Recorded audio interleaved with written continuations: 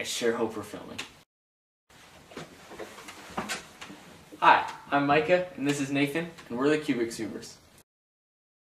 Okay, so today we're going to talk about sort of go a little bit more in depth with the future cubing, not so much just as WCA is concerned, but more so like as the full cubing community. Yeah, and just like the public, the world on how where cubing's going and how people perceive it and how people think of it. Yeah, and how its popularity is going to go, if it's going to become more popular or less popular as time goes on. Because if you look at back in the 1980s when it first came out, super popular.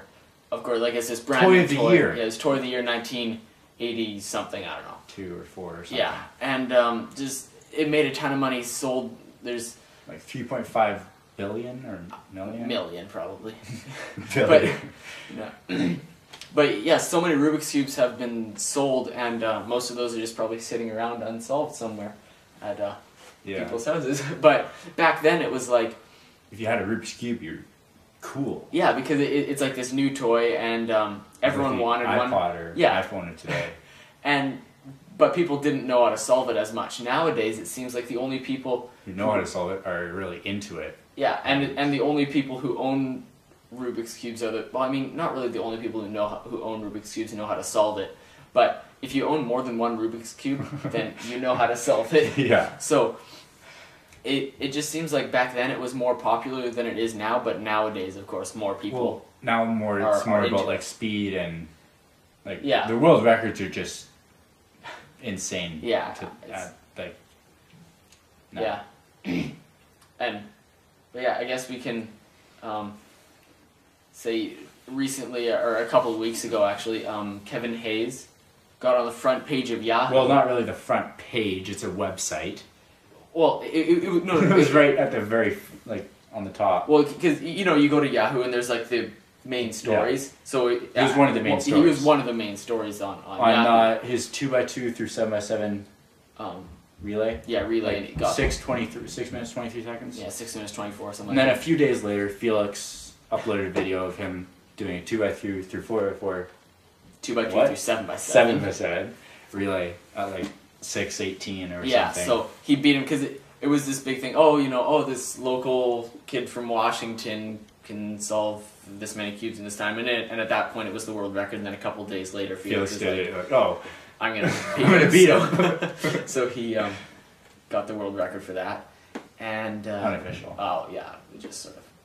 They're actually really even, like him and Felix. Yeah, but it's just sort of like people perceive anyone who can solve the Rubik's Cube or anyone who can solve it really fast as like, I don't know, some almost like nerdy. Yeah, and I mean it is a little bit nerdy, but I think, you don't go around really bragging. Oh, I can solve a Rubik's Cube. Yeah, I mean if you can solve it in like 10 seconds, that's a little bit. But I've even seen, like, I can understand people going to like Felix's door and getting like when he had the world record, getting interviews from him because he's like the world record holder. But recently I saw. You think that would almost get annoying, just have people randomly show up at your door? Can I have an interview? Yeah. But recently I on the news I saw like this story of this guy, he could solve the Rubik's Cube in like 18 seconds or something, and he got on the local news for it. So it's just like you can solve the Rubik's Cube. My record's like 14.85. Yeah, so average about 22. You could get on our newspaper. But like this is just some video on YouTube that I found of a news station went to this guy and it's like, oh, this local kid can solve a Rubik's Cube, and it's like he does it like averages 20 seconds or something.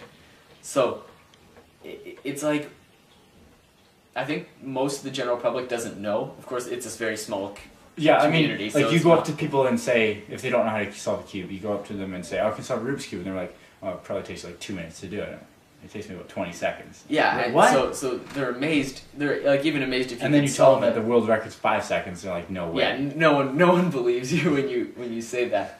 But it just seems like not many people out there know that the Rubik's Cube is solvable, and they say, oh, you must be cheating on it. Well, or something. They know it's solvable, but they're just almost too lazy to figure it out, and yeah, it's just they're very.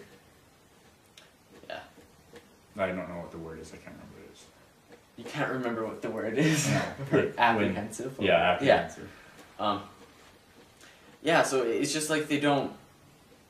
I feel very misunderstood by the rest of the world because I can solve a Rubik's cube.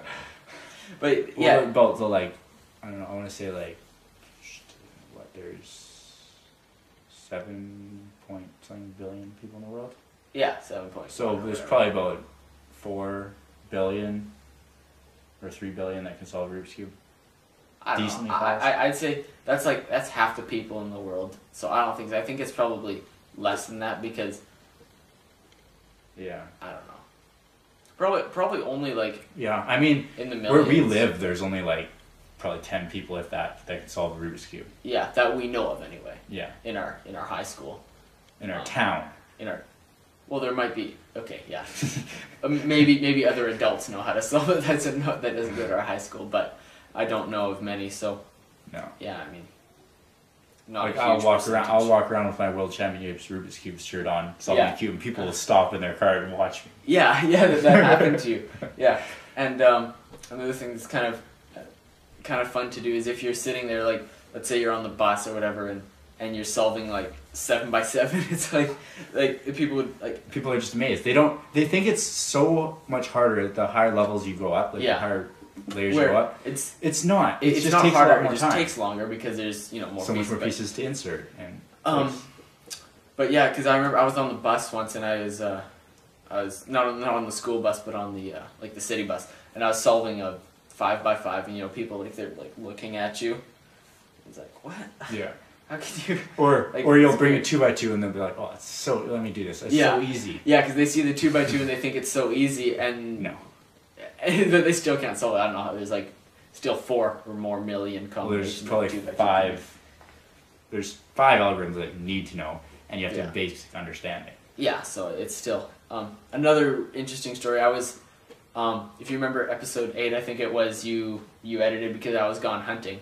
Anyway, I was on my airplane ride there. I brought my 7 by 7, so I was sitting in the airport, just like sitting there solving the 7 by 7 Rubik's cube, and then there's a guy over there.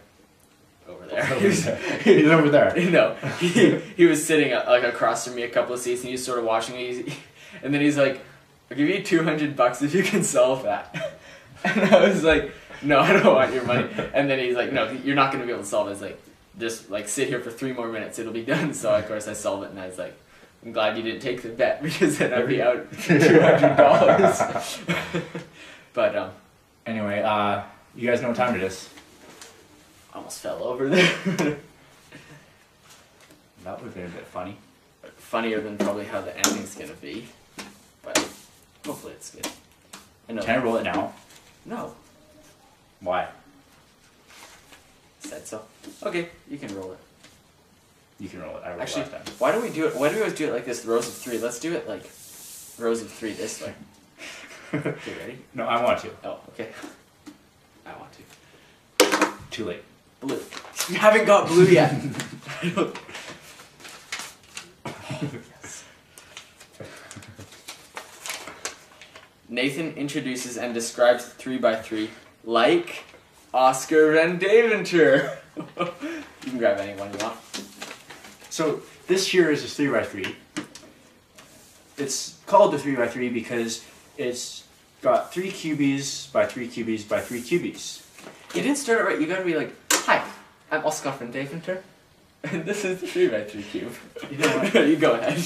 It turns like this, and as you can see, it mixes very well. And that's the 3x3 cube. Have a nice day. That's right. He always says that. See you next week.